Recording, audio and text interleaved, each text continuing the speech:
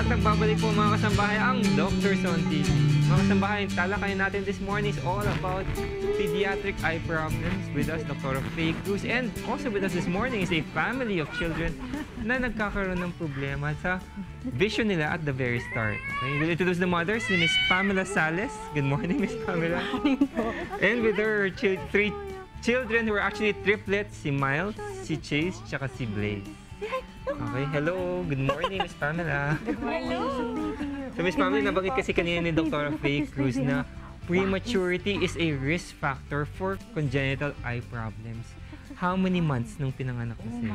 6 months po. So, just 6 months? Triplets sila, diba? And triplets, nagmamadali silang lumabas. Hindi pa nila oras, nag-labor na kayo. Opo. Tapos tuloy-tuloy na.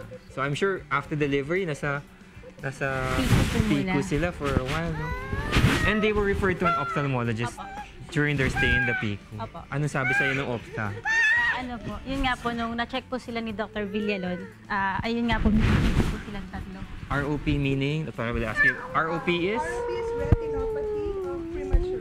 Retinopathy of premature. Anong ibig sabihin po yan, Dr.? Yung mga retina, which is yung nasa loob ng mata natin, very vital for vision, hindi pa kasi nagde-develop properly. Yan yung sa likod ng mata? Yes, sa likod ng sensor mata. ng camera yan. Correct. Kumbaga film. Okay, yan yung na film nagka-capture ng images. Okay. So, pag hindi pa-develop yan, anong pwede mangyari sa mga babies natin pag hindi na-treat? Yes, these are potentially blinding problems, no? Kaya Okay. maganda, we screen them para hindi na mag-progress yung problem ng retinopathy.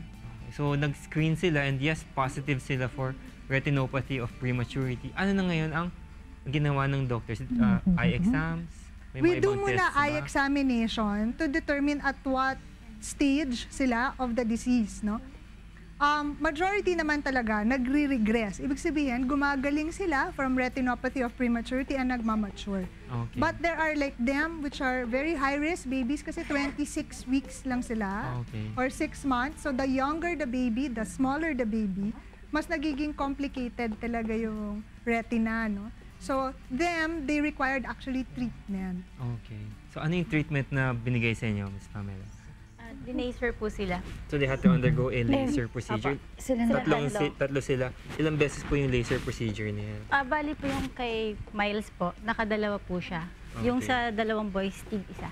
Ting isa naman. And this procedure is vision saving. Yes, yes. Ang ginagawa kasi ng laser, parang i-glue niya yung retina para hindi na siya mag-detach, no? Yun ang ina-avoid namin.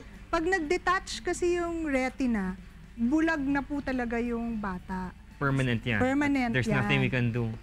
Even if we do surgery, yung function, wala na rin, no? Kasi Okay. nagpepeklat.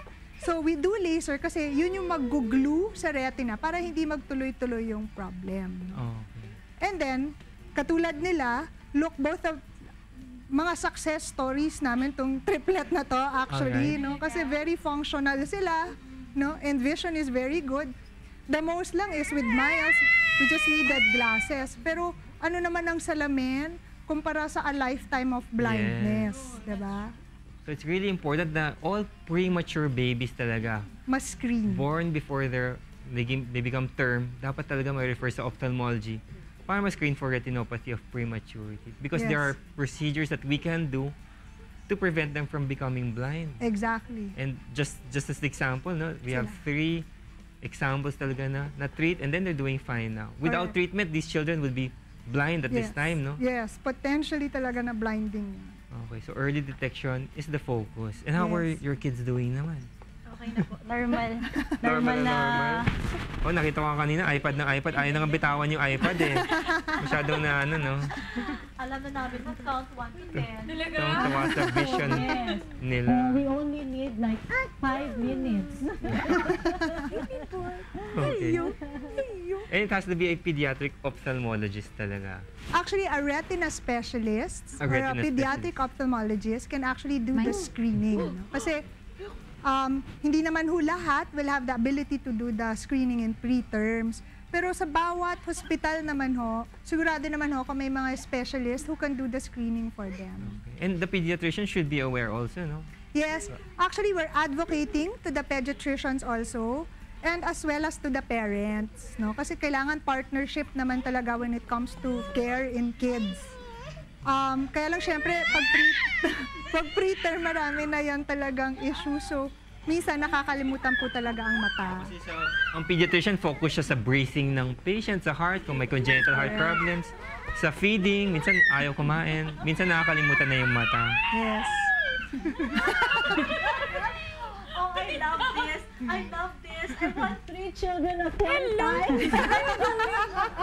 Nakakaingit. Ako ata parang hindi ko kaya. I love this. I love this. 5 minutes ka palang, guys, you know? I love this. Okay, so... Doktora, bakit yung baby girl lang yung may glasses, yung dalawa wala? What happened? Usually yan depende sa gravity or severity ng retinopathy of prematurity. Siguro iba-iba kasi sila ng stages. Okay. Yes. The 2 boys can clearly see Yes, yes. without glasses. Yes, but I will still monitor, okay? Because of course they are still developing, the eye is still developing, no?